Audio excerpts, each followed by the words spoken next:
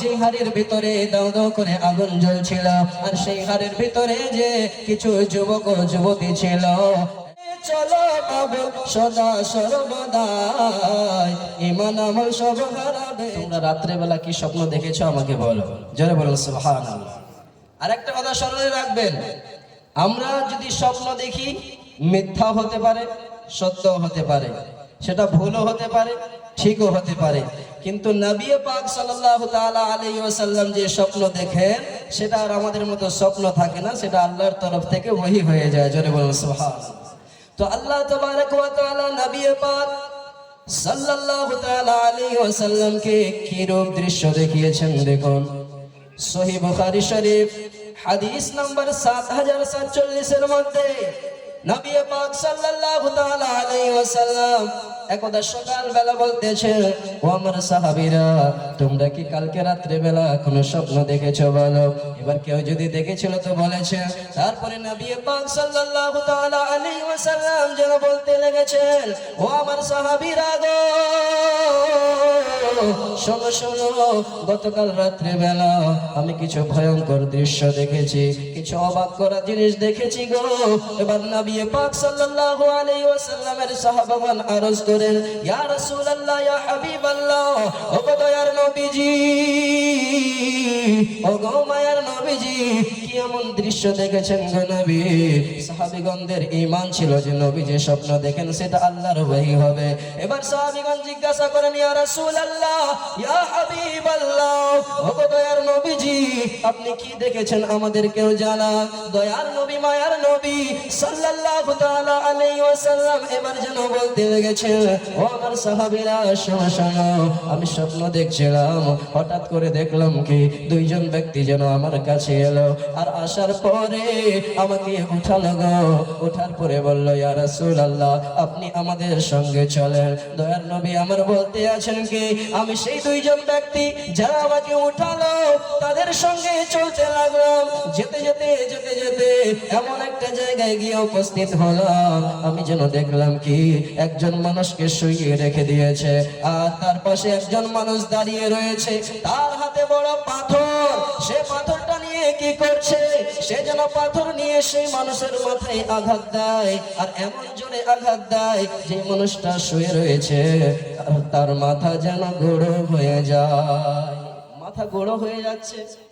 আমি দেখছি নবী আমার বলছেন, আমি দেখলাম সেই ব্যক্তিকে এমন ভাবে আঘাত করে, পাথর তার মাথায় যখন লাগে মাথা তার গুঁড়ো হয়ে যায়, আর পাথরটা যেন ছিটকে দূরে চলে যায়। এবার দূরে যখন চলে যায় সেই ব্যক্তি আবার দূরে গিয়ে সেই পাথরটাকে উঠিয়ে নিয়ে আসে, আর যতক্ষণে এই দাঁড়িয়ে থাকা ব্যক্তি পাথর উঠিয়ে নিয়ে আসে ততক্ষণে আবার সেই ব্যক্তি যার মাথায় আঘাত করেছিল, যে চিৎকার করছিল, তার মাথা যেন আবার সঠিক হয়ে যায়। বলছেন কি, তার মাথা আবার ঠিক হয়ে যায়। আমি দেখে অবাক হলাম যে এটা কেমন দৃশ্য। আমার সামনে ওর মাথায় আঘাত করলো, মাথা ফেটে গেল, তার মাথা থেকে রক্ত বের হলো, কিন্তু আবার যখন সে পাথরটা উঠিয়ে নিয়ে আসলো আবার দেখছি মাথাটা ঠিক হয়ে গেল। আল্লাহুস সামাদ। এবার বলতে লেগেছেন, এ আমার সাহাবীরা শোনো শোনো, আমি তখন জিজ্ঞাসা করলাম সেই দুইজন ব্যক্তিকে, ও আল্লাহর বান্দারা, একটু বলো বলো এরা কে গো, এর মাথা এই রূপ ফাটা হচ্ছে কেন?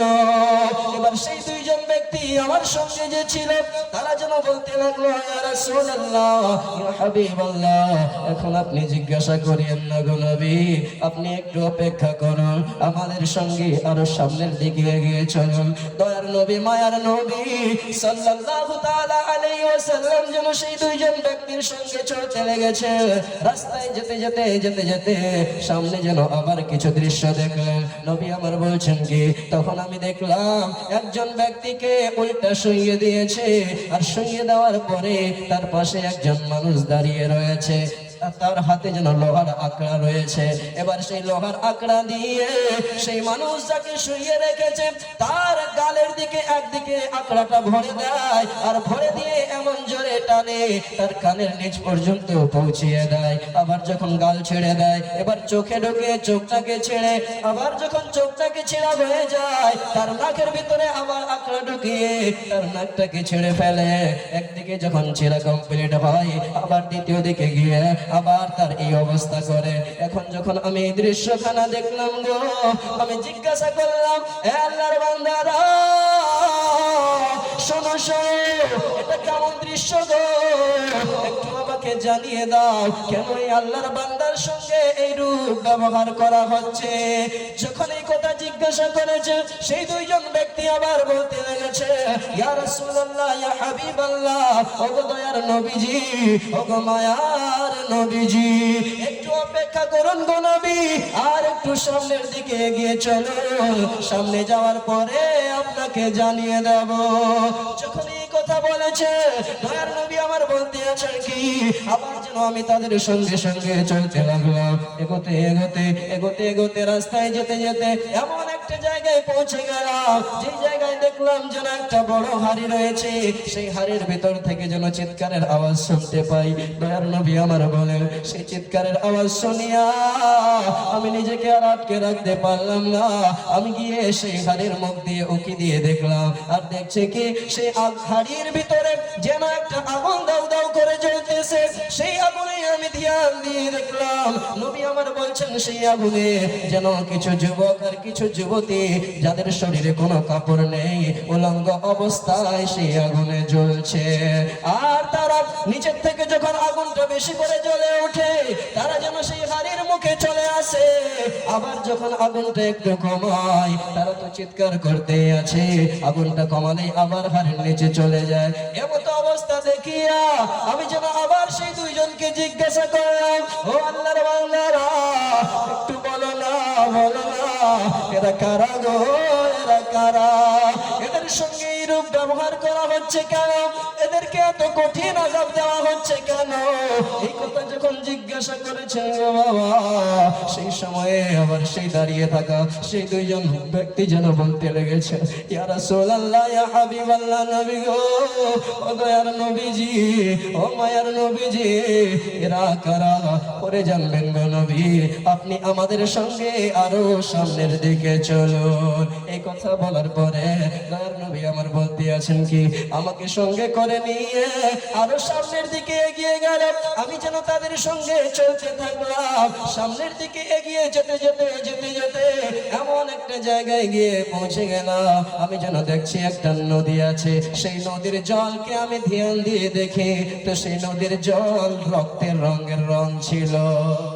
নবী আমার বলছেন, সেই নদীর যে জল ছিল, সে জল দুনিয়ার জলের মতো নয়, সেই জলের রং ছিল লাল, অর্থাৎ হুবহু রক্তের মতো। যখন সেই রক্তের নদীকে আমি দেখলাম, আরো ধ্যান দিয়ে দেখছে কি, একজন ব্যক্তি যেন নদীর তীরে দাঁড়িয়ে আছে, আর একজন ব্যক্তি মাঝখানে সাঁতার কাটছে, হাবুডুবু খাচ্ছে। এবার হাবুডুবু খেতে খেতে সেই মাঝখানে থাকা ব্যক্তিটা সাঁতার কাটতে কাটতে যখন তীরে ওঠার জন্য আসে, সাইডে আসে, এই সাইডে যে ব্যক্তি দাঁড়িয়ে রয়েছে, এই জন্য আগের থেকে পাথর জোগাড় করে রেখেছে। আর যখন সেই ব্যক্তিটা পাশে চলে আসে, সেই সময়ে এই ব্যক্তি যে তীরে দাঁড়িয়ে ছিল, এই ব্যক্তি পুরো পাথরগুলি নিয়ে সেই ব্যক্তি, অর্থাৎ যে নদী হাবুডুবু খাচ্ছে, তার মুখে যেন মেরে দেয়। আর এত জোরে মারে, এত জোরে আঘাত করে, যে সেই ব্যক্তি যেন আবার সেই নদীর মধ্যে অবস্থায় চলে যায়, মাঝখানে চলে যায়। আবার সে আসার চেষ্টা করে, আবার সেই সাইডে থাকা ব্যক্তি আবার পাথর মেরে তাকে মাঝখানে পৌঁছিয়ে দেয়। নবী আমার জিজ্ঞাসা করেন, কে?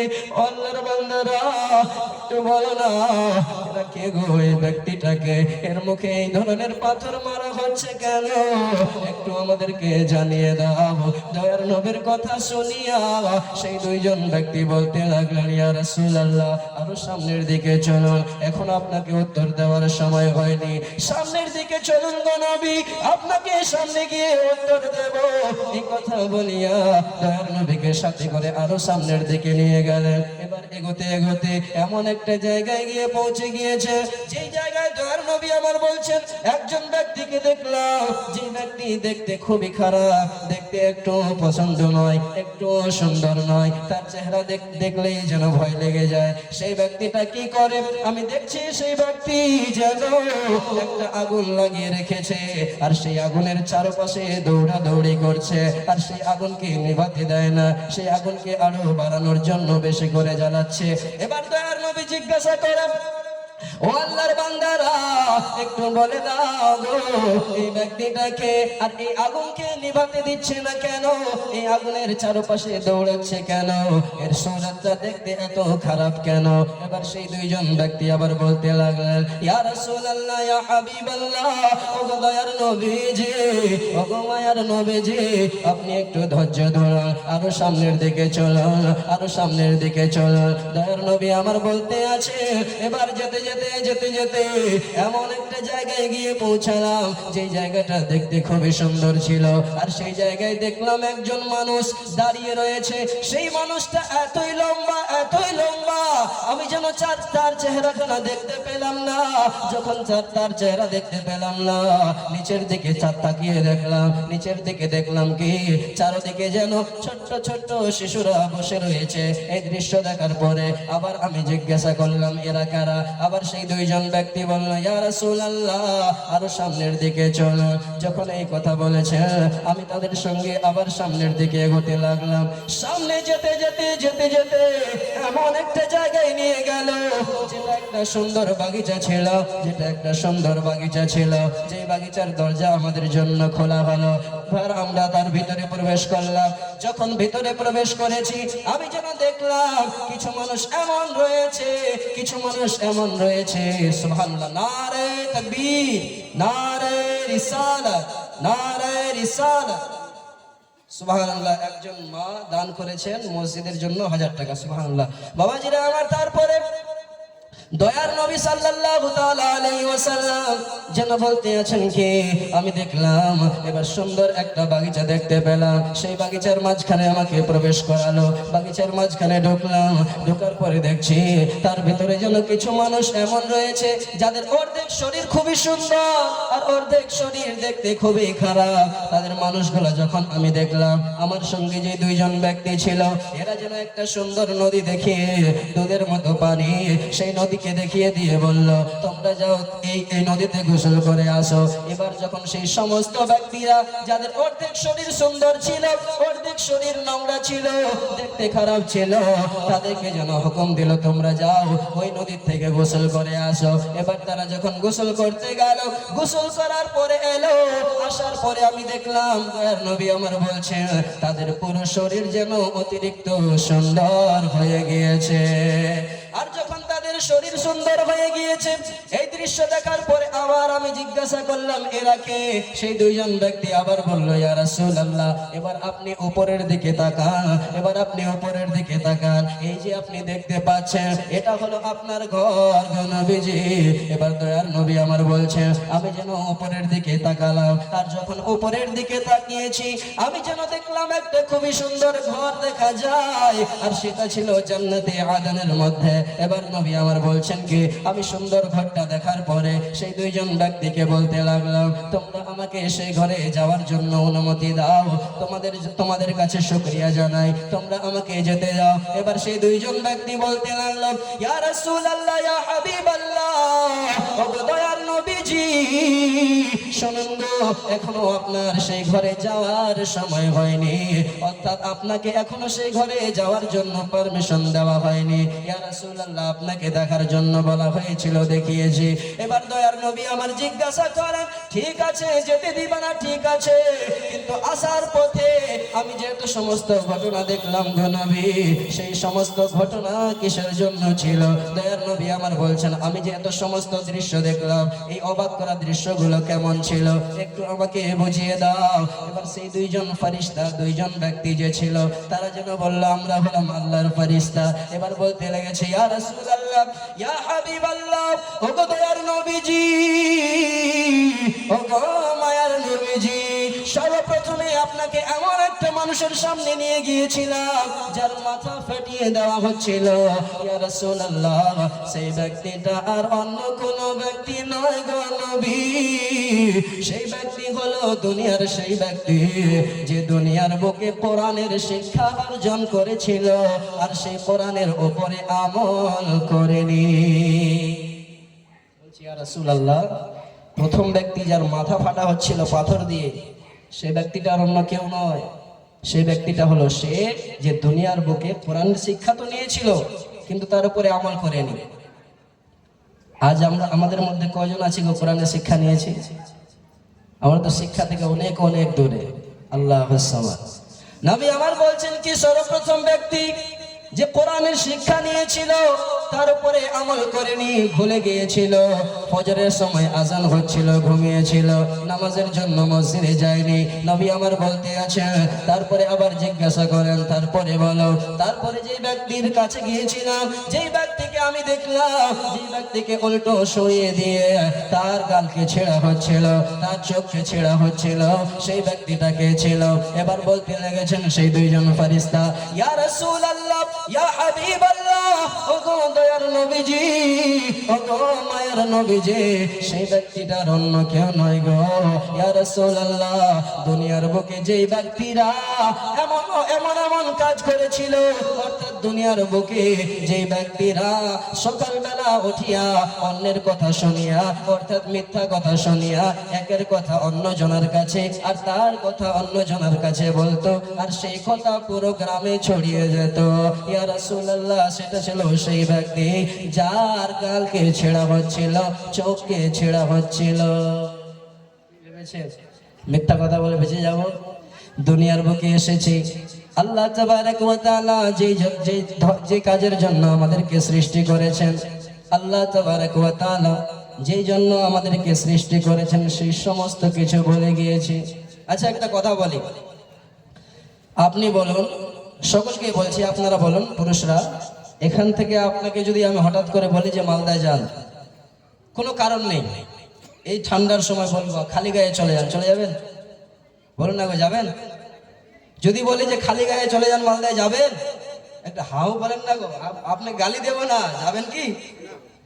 আমি এমনিতেই বলছি, কিন্তু কোনো কারণ নেই, শুধুমাত্র বলে দিচ্ছি যে আপনি মালদায় যান এখান থেকে খালি গায়ে, এখন ঠান্ডায়, টাকা পয়সা পাবেন না, কোনো কাম কাজ নেই, ফালতু গিয়ে ঘুরে আসুন, যাবেন না কেন?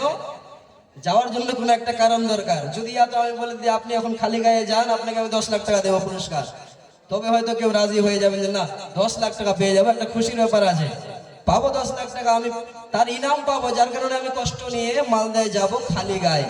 খালি গায়ে না, তবু কেউ খালি গায়ে বলে না, কিন্তু উদাহরণ দেওয়ার জন্য বলছি। দেখুন, তার সঙ্গে সঙ্গে আমি যদি আপনাকে বলি আপনি বাড়িতে গিয়ে অকারণে আপনার স্ত্রীকে মারবেন? মারবেন? কেউ কেউ মারবেন না। কেন? কারণ কোনো কারণ দরকার। মারা যদিও শরীয়তে জায়েজ নেই, কিন্তু কোনো কোনো বাবাজি আমার, আচ্ছা একটা ঘটনা মনে পড়ে গেল। একজন বাবজি এরকম ছিল, আশা করি এই গ্রামের মানুষেরা সকলেই ভালো আছেন। একজন বাবা এমন ছিল যে সে একদিন প্ল্যান করেছে যে আমি আমার স্ত্রীকে মারবো। আলহামদুলিল্লাহ, আপনারা ভালো, আপনাদেরকে বলছি না, কিন্তু পুস্তকে পড়েছি, সত্যি একটা পুস্তকে লেখা রয়েছে। কি বলছেন? বলছেন একজন বাপ নিয়ত করে নিয়েছে যে আমি আজকে আমার স্ত্রীকে মারবো, আর সেই ব্যক্তিটা ছিল মাছুয়া। মাছুয়া মানে বুঝতে পারছেন তো, যারা মাছ ধরে, এত বলছে ওই মাছুয়া ছিল, বলছে সেই ব্যক্তিটা ছিল মাছুয়া। এবার গিয়েছে মাছ ধরতে, মাছ ধরার সময় হৃদয়ে নিয়ত করেছে আমি আমার স্ত্রীকে আজকে মারবো, প্ল্যান করে নিয়েছে পাক্কা মারবোই, যে করে হোক। এবার কি বলে মারবো? মারার জন্য তো কোনো কারণ দরকার।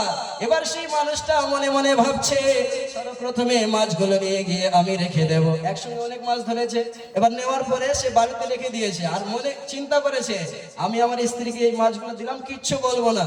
আমার স্ত্রী যদি এই মাছের থেকে কিছু মাছ রান্না করে নেয় আর কিছু মাছ ভেজে রেখে দেয়, তাহলে তো এটা বলে, প্রথমত বলছে যদি সবগুলোই রান্না করে নেয় তবে আমি এটা বলে মারবো যে আজকেই তুমি সবগুলো রান্না কেন করে নিয়েছো, কালকের জন্য কেন রাখোনি। সে ব্যক্তি বলছে আমি নিজে প্ল্যান করছি, বুদ্ধি করছি যে আমার স্ত্রীকে মারবো এই নিয়ত নিয়ে। কেন? যে প্রথমত যদি সমস্ত মাছ রান্না করে নেয় তো আমি এই বলে মারবো যে তুমি কালকের জন্য খাওয়ার জন্য কেন রাখোনি, এই বলে মারবো।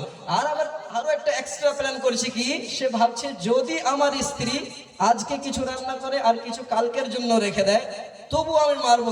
কি বলে? তো বলছে আমি এটা বলে মারবো, আমার স্ত্রীকে বলবো যে ঠিক আছে তুমি আজকের জন্য রান্না করেছো, কালকের জন্য রেখেছো, কিন্তু কালকে যে মাছ ধরতে যাবো তার জন্য তো কিছু লাগবে, ওটা রাখুনি কেন, এটা বলে মারবো। তো সে পাক্কা একদম ইরাদা করে নিয়েছে যে আমি আমার স্ত্রীকে আজকে মারবোই। মাছ ধরে নিয়ে এসেছে, নিয়ে আসার পরে ভদ্রলোক রেখে দিয়েছে, কোনো কথা বলেনি। আবার রেখে দেওয়ার পরে সে বাইরে গিয়ে নিজের কাজে ব্যস্ত হয়ে গিয়েছে। এবার তার স্ত্রী দেখুন চালাক ছিল, চতুর ছিল। এবার তার স্ত্রী কি করেছে, জানে যে আমার স্বামী কালকেও মাছ ধরতে যাবে। তার স্ত্রী প্রথমে একটু রান্না করেছে, একটু ভেজে রেখে দিয়েছে কালকে খাওয়ার জন্য, আবার কিছু মাছ ধরার জন্য এক্সট্রা করে রেখে দিয়েছে। যখন এক্সট্রা করে রেখে দিয়েছে কিনা, তো এবার সেই ব্যক্তি বাড়ির ভিতরে যখন প্রবেশ করলো রাত্রেবেলা, এবার হাতে ওই লাঠি নেওয়ার জন্য রেডি। আগের থেকে প্ল্যান ছিল যে স্ত্রীকে মারবো। তো এবার লাঠি নেওয়ার জন্য যখন রেডি হয়েছে কিনা, তো বলছে, স্ত্রী শোনো, তোমাকে যে আমি মাছগুলো এনে দিয়েছিলাম, মাছগুলো কি করলা? তোর স্ত্রী বলছে, রান্না করেছি। এবার যখন রান্না করেছি বলছে, তখন সে লাঠি উঠাতে যাচ্ছে, আবার হাসতে হাসতে বলছে, মানে রেগে গিয়ে বলছে মারার জন্য, বলছে কি যে কালকের জন্য, কালকে খাবো কি, কালকের জন্য রাখোনি কেন? এবার তার স্ত্রী ভদ্র বলতে লেগেছে, স্বামী গো, কালকের জন্য একটু রেখে দিয়েছি। যখন প্রথম কথা বলে দিয়েছে, তার প্ল্যান ফেল, প্রথম বুদ্ধি কাজ আসলো না।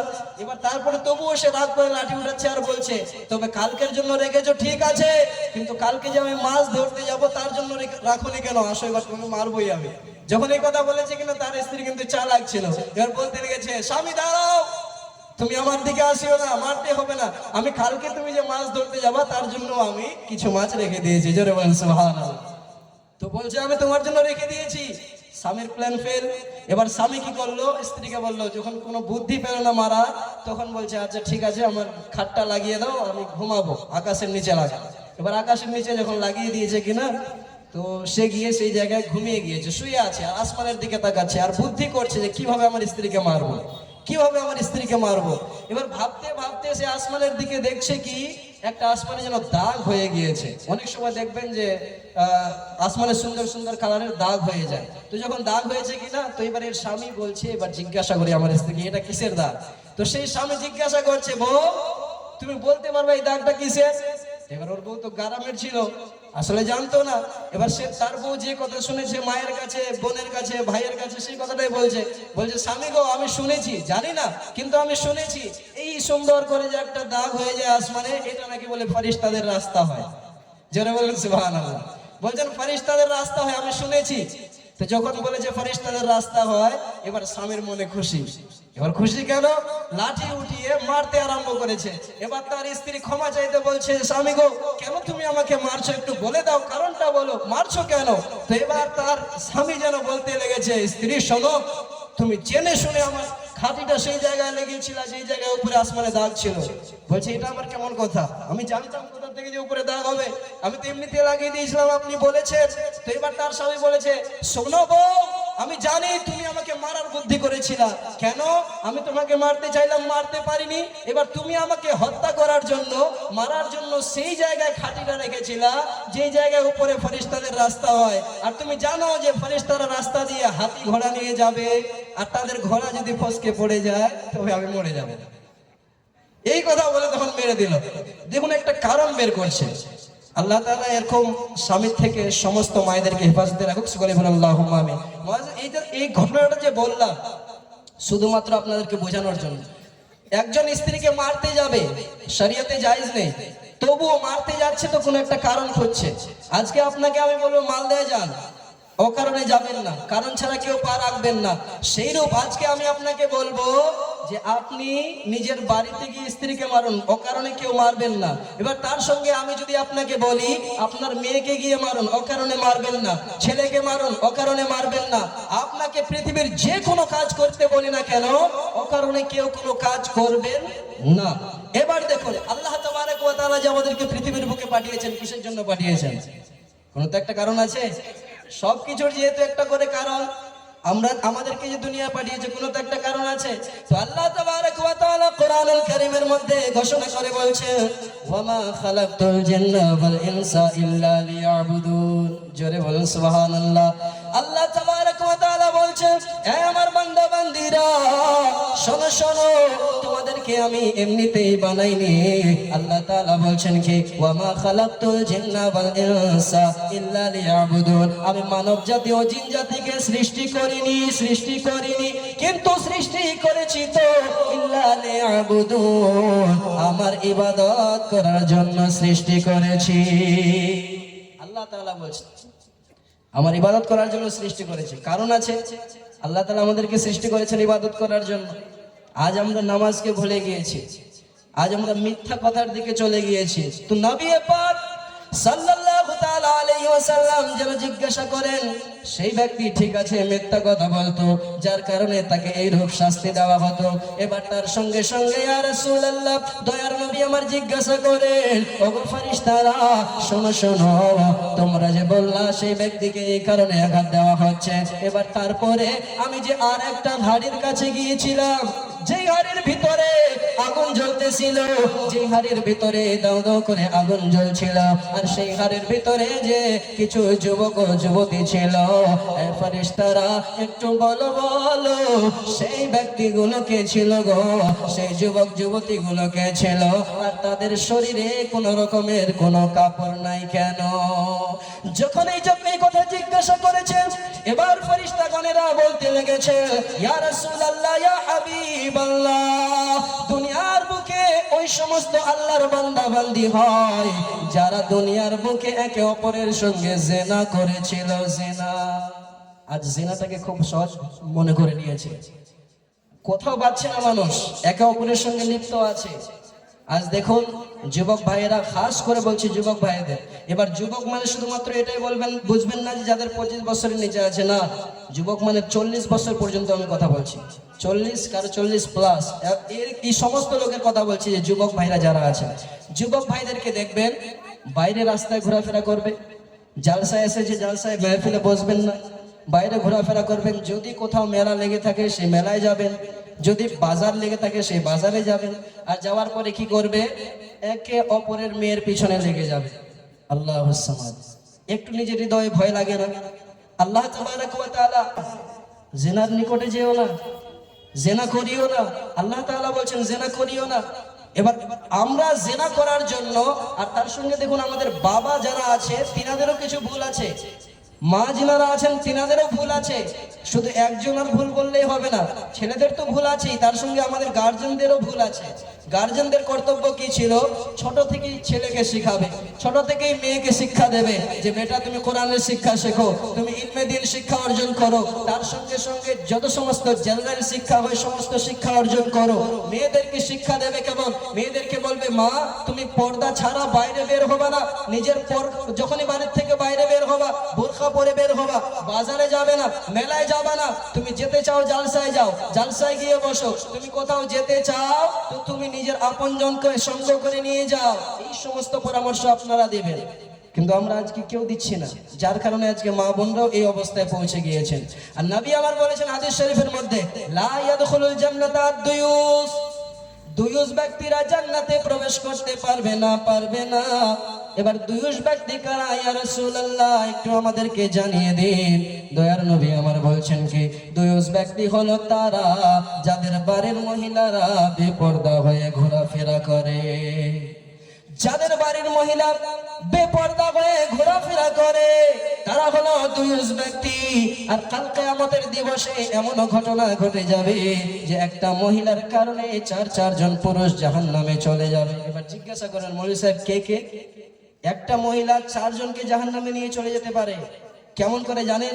যখন জাহান্নামী বলে ঘোষণা হবে, সর্বপ্রথমে বলবে আল্লাহ গো আমি জাহান্নামী বলে ঘোষণা হয়েছি, আল্লাহ জাহান্নামে ততক্ষণ পর্যন্ত প্রবেশ করব না যতক্ষণ পর্যন্ত না আমি আমার সঙ্গে 4 জনকে নিয়ে নেই। এবার আল্লাহ তাআলা জিজ্ঞাসা করবে, হে আমার বান্দি একটু বলো সেই 4 জনকে গো একটু আমাকে জানিয়ে দাও। এবার সেই বান্দি যেন বলতে লাগবে, আল্লাহ সর্বপ্রথমে আমার সঙ্গে আমি আমার বাবাকে নিব, মেয়ে বলবে বাপকে নেব, তারপরে আবার বলবে আল্লাহ আমার সঙ্গে সঙ্গে আমি আমার ভাইকে নেব, তার সঙ্গে আবার বলবে আল্লাহ তৃতীয় নম্বরে আমি আমার স্বামীকে সঙ্গে করে নেব, তারপরে আবার বলবে আল্লাহ আমি চতুর্থ নম্বরে আমার সঙ্গে আমার ছেলেকেও জাহান্নামে নিয়ে যাব।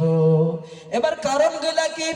কারণ যখন জিজ্ঞাসা করা হবে সেই আল্লাহর বান্দি যেন বলতে লাগবে, আল্লাহ গো ও মাবুদ পরওয়ারদিগার পরওয়ারদিগার, আমি যখন ছোট ছিলাম আল্লাহ আমার আব্বা জানের উপরে আমার সমস্ত দায়িত্ব ছিল, আমার আব্বা জানের উপরে আমার সমস্ত কর্তব্য ছিল। আল্লাহ আমার আব্বা জান আমাকে একবারও বলেনি যে মা কোরআন শেখার জন্য মাদ্রাসায় যাও, কোরআন শেখার জন্য মক্তবে যাও। আল্লাহ আমার আব্বা জান আমাকে একবারও একটা বোরখা কিনে এনে দেয়নি। আল্লাহ সেই সময় যদি আমি সঠিক হয়ে যেতাম আল্লাহ হয়তো আমি আমার পুরো জীবনটাতে তোমার ইবাদত করতাম। যার কারণে বলি আল্লাহ আমার আব্বারও আমার জাহান্নামে যাওয়ার পিছনে হাত আছে। আল্লাহ আমার আব্বাকে আমার সঙ্গে দিয়ে দাও। আল্লাহর বান্দি বলবে, একজনকে নেওয়ার পরে আবার বলবে আল্লাহ আমার ভাইকে আমি নিয়ে যেতে চাই। এই কারণে যখন আমার আব্বার বয়স হয়ে গিয়েছিল, যখন আমার আব্বা ইন্তেকাল করে চলে গিয়েছিল, সেই সময় আমার বাড়িতে আমার ভাইয়ের হুকুম চলতো। আমার ভাই আয় করে নিয়ে আসতো, আমার ভাই সমস্ত কাজকর্ম করতো। এ আল্লাহ আমার ভাই, আমার যে ভাই ছিল আল্লাহ সে আমাকে একবারও মেলাতে যাওয়ার থেকে বারণ করেনি। আল্লাহ আমার ভাই আমাকে একবারও পর্দা করার জন্য বলেনি।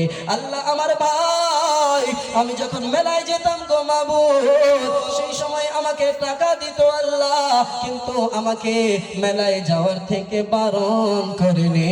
তার সঙ্গে সঙ্গে আমাকে পর্দা করার জন্য বলেনি।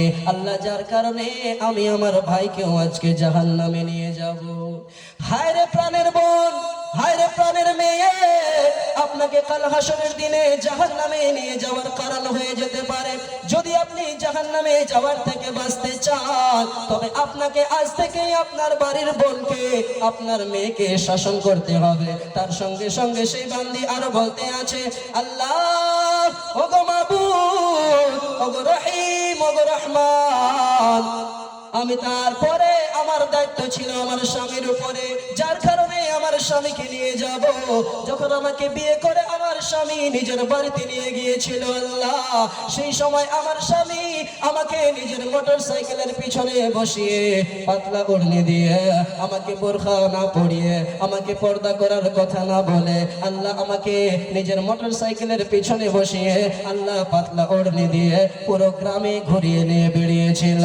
আল্লাহ কারীম মাবুদ, তখন তো আমার সমস্ত দায়িত্ব আমার স্বামীর উপরে ছিল।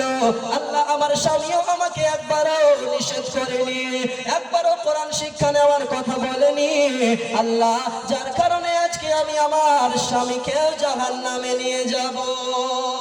তিনজন ব্যক্তি যখন ফেসে যাবে গো, সেই সময় সেই বান্দির হৃদয় শান্ত হবে না, আরো বলতে থাকবে আল্লাহ সর্বশেষে আমি আমার ছেলেকেও নিয়ে যাব। হায় রে মা, ও মা জননী, সেই মা জননী যেই মা যখন বাচ্চা প্রসব করে দেয়, যখন বাচ্চা প্রসব করে দেয়, সেই সময় যে মা এই গভীর ঠান্ডায় নিজে ভেজা জায়গায় শুয়ে থাকে আর সন্তানকে শুকনো জায়গায় শুইয়ে দেয়, যেই মা নিজের ছেলেকে 2 বছর যাবত নিজের বুকের দুধ পান করায়, সেই মা বলবে আল্লাহ আমার ছেলেকেও আমি জাহান্নামে নিয়ে যাব। এবার আল্লাহ তাআলা জিজ্ঞাসা করবে বান্দিরে একটু বলো বলো তুমি তোমার ছেলেকে কেন নিয়ে যেতে চাও? এবার সেই বান্দি বলতে লাগবে আল্লাহ আমি আমার ছেলেকে সেই জন্য নিয়ে যেতে চাই গো মাবুদ, যখন আমি বৃদ্ধা হয়ে গিয়েছিলাম আল্লাহ সেই সময় আমার সমস্ত দায়িত্ব আমার ছেলের উপরে ছিল। আমার স্বামী তো আগে ইন্তেকাল করে চলে গিয়েছিল। আল্লাহ সেই সময় তুমি তো রহমান ছিলে, তুমি তো গফুরুর রহিম ছিলে মাবুদ। সেই সময় যদি আমার ছেলে আমাকে বলতো মা তোমার তো বয়স হয়ে গিয়েছে মা, এখন তো পর্দা করে চলো মা, তোমার তো বয়স হয়ে গিয়েছে মা, তুমি এখন তো নামাজ পড়ো মা, তোমার তো বয়স হয়ে গিয়েছে মা, এখন তো চুগলি করিও না মা, তোমার তো বয়স হয়ে গিয়েছে মা, এখন তো আল্লাহর ইবাদতে মগ্ন হয়ে যাও মা, তোমার তো বয়স হয়ে গিয়েছে, এখন তো তুমি তওবা করে সঠিক পথে আসো। আল্লাহ এই সমস্ত কথা আমার ছেলে আমাকে বলেনি। আল্লাহ যার কারণে আজকে আমি আমার সঙ্গে জাহান্নামে আমার ছেলেকেও নিয়ে যাব। এই সমস্ত কিছু হবে কেন জানেন? আজ যে আমরা বাড়িতে হুকুম দেই না, যার কারণে হবে, যার কারণেই তো কবি বলেছেন কি, বোরখা পরে চলো মা বোন সদা সর্বদাই, ইমান আমল সব হারাবে চললে বেগানায়, মা বোন ইমান আমল সব হারাবে চললে বেগানায়। বোরখা পরে চলো মা বোন সদা সর্বদাই, ইমান আমল সব হারাবে চললে বেগানায়, মা বোন ইমান আমল সব হারাবে চললে বেগানায়। স্কুল কলেজ আত্মীয়র বাড়ি যাইতে যদি চাও, ঘর থেকে বের হওয়ার আগে বোরখা পরে নাও। স্কুল কলেজ আত্মীয়র বাড়ি যাইতে যদি চাও, ঘর থেকে বের হওয়ার আগে, ঘর থেকে বের হওয়ার আগে বোরখা পরে নাও। স্কুল কলেজ আত্মীয়র বাড়ি যাইতে যদি চাও, ঘর থেকে বের হওয়ার আগে বোরখা পরে নাও। আপন জনের সঙ্গে নিবা, আপন জনের সঙ্গে নিবা, একা যাইবা না, ইমান আমল